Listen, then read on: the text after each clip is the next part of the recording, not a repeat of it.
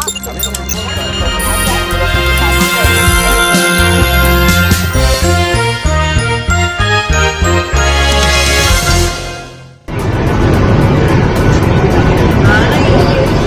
દ્રશ્યો એ કોઈ વાદળના નહીં પરંતુ બુધવારે બાપુનગરમાં લાગેલી ભીષણ આગ બાદ હવામાં ફેલાયેલા ધુમાડાના છે।